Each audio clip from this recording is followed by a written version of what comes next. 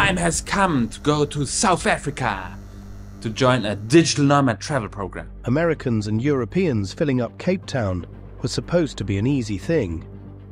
The citizens of the first world countries world would go in, spend their dollars and pounds to boost tourism, and transform the city into a pro-Western oasis. But the invasion of digital nomads blew up in the faces of many South Africans. It impacted white-born South Africans negatively. It hampered the middle-class people of colour. I cannot afford to compete against the euro. In fact, it changed much of this country forever. Now, I recently moved to Cape Town as a digital nomad. Realistic day in my life as a digital nomad working in Cape Town. A day in the life of a digital nomad in Cape Town. Me and my best friend moved to South Africa to spend our first day together living and working in Cape Town. Welcome to a day in the life of a digital nomad slash entrepreneur slash freelancer in Cape Town. Day in the life of a digital nomad in Cape Town. I'm working remote from Cape Town, South Africa. Why are we being charged like 20,000 rand a month? So can we start calling them colonizers now, or are we still saying digital nomad?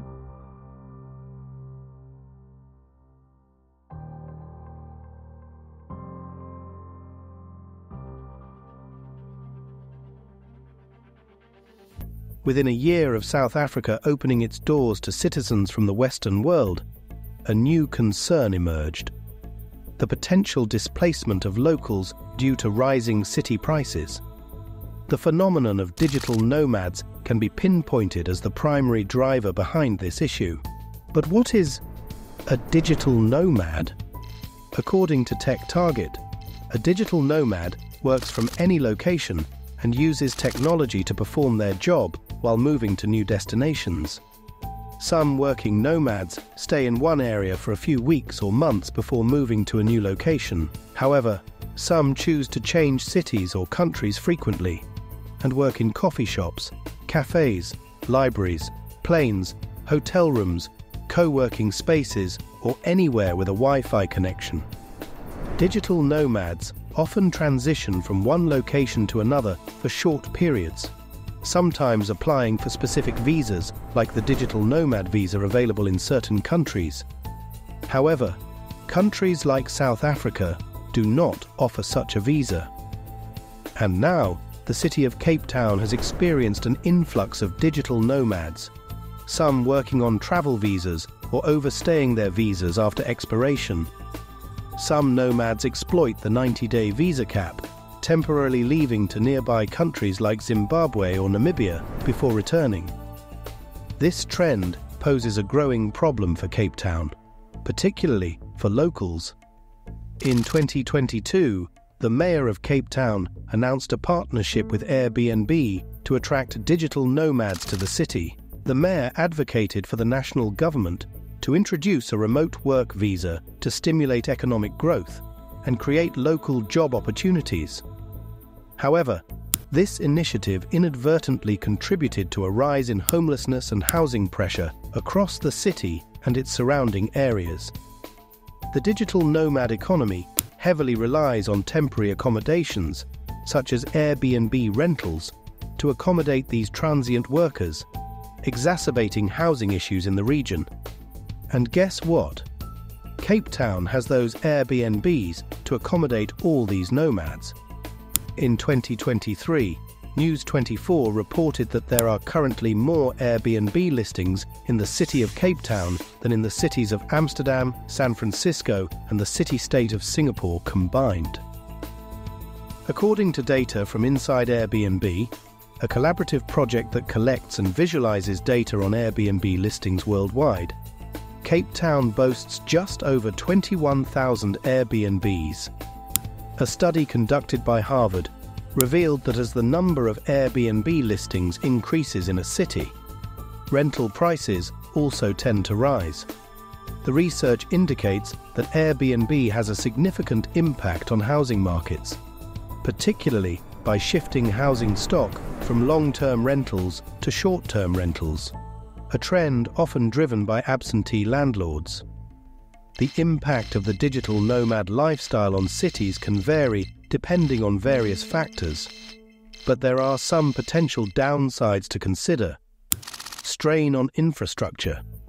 Cities may not be equipped to handle sudden population increases caused by digital nomads. In order for a city to be able to accommodate a lifestyle, it requires a subway. There isn't one connecting the city centre and going to nearby hotspots. The Prasa Railway 1 is not a reliable method. This can strain public services such as transportation, healthcare and waste management, leading to overcrowding and decreased quality of life for both residents and nomads. Impact on local culture. The influx of digital nomads can sometimes lead to the homogenization of local culture, as businesses cater more to the tastes and preferences of tourists and expatriates, potentially eroding the unique character of the city. Short-term economic gains. While digital nomads may contribute to the local economy through spending on accommodation, food and entertainment, their transient nature means they may not contribute as much to long-term economic development and community-building efforts.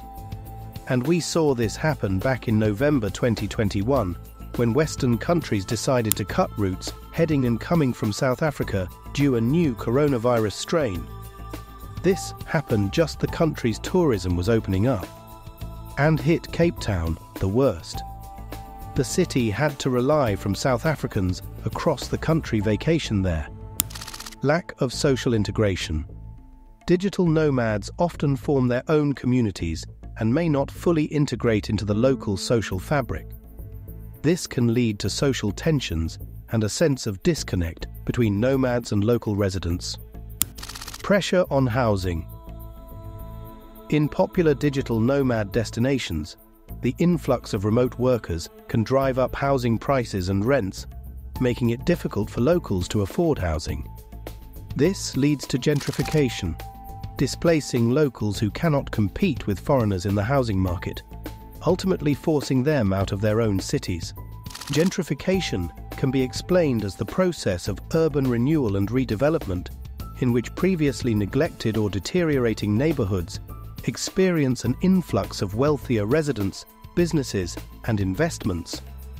In this scenario, South Africa, as a developing country, inherently falls into the category of disadvantaged nations, experiencing an influx of citizens from the United States, the UK, and various European countries.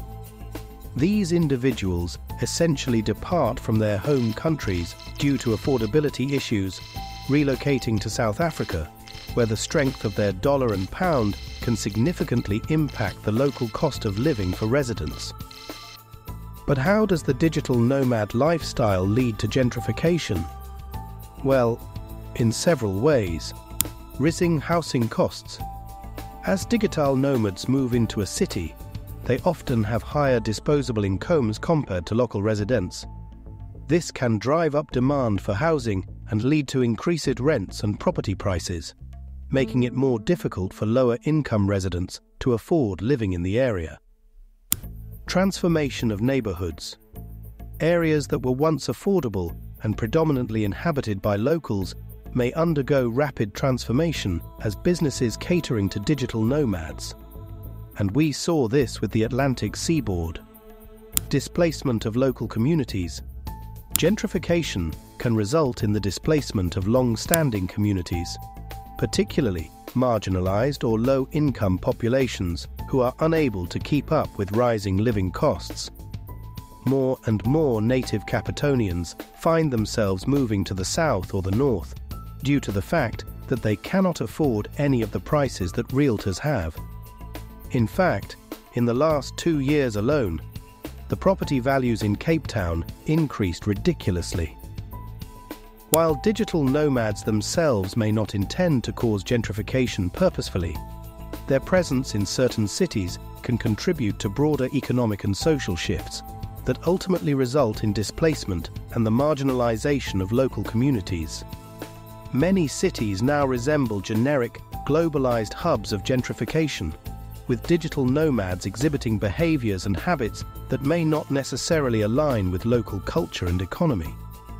Their presence can catalyze rental price inflation and artificially drive up the cost of living as they seek out the next affordable destination, unintentionally perpetuating a cycle of disruption. While the digital nomad lifestyle can offer advantages to both Cape Town and its residents, it's crucial to acknowledge its wider ramifications and strive for sustainable, inclusive development that benefits all stakeholders.